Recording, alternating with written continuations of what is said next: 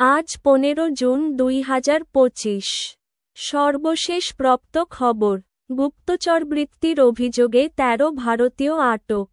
ইরানের Islamic revolutionary guard corps (আইআরজিসি) ইসরায়েলের হয়ে গুপ্তচরবৃত্তির অভিযোগে 13 জন ভারতীয়সহ 73 জনকে গ্রেপ্তার করেছে।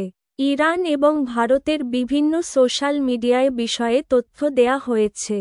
ইরানি গণমাধ্যমের মতে, ইরানের আইআরজিসি ইসরায়েলের হয়ে গুপ্তচরবৃত্তির অভিযোগে 13 জন ভারতীয়সহ 73 জনকে গ্রেপ্তার করেছে। এই গ্রেপ্তারগুলি বিশ্বাসযোগ্য তথ্যের সাথে যুক্ত যে ইরানি সামরিক নেতৃত্বের উপর হামলা একটি অভ্যন্তরীণ কাজ বা একটি গুরুতর নিরাপত্তা লঙ্ঘন ছিল। ইসরায়েল তথ্য প্রকাশ করেছে যে ইসরায়েলি গোয়েন্দা সংস্থা মোসাদ, যারা ভারতীয় গোয়েন্দা সংস্থা র-এর সাথে ঘনিষ্ঠভাবে কাজ করে, ইরানের ভেতর থেকে ড্রোন হামলা চালিয়েছিল এবং ইরানের ভেতরে একটি কম্পাউন্ড ছিল যেখান থেকে ড্রোনগুলো উৎক্ষেপণ করা হয়েছিল।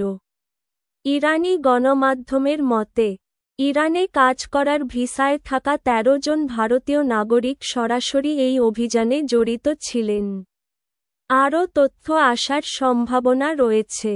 সূত্র, ডিএনডি।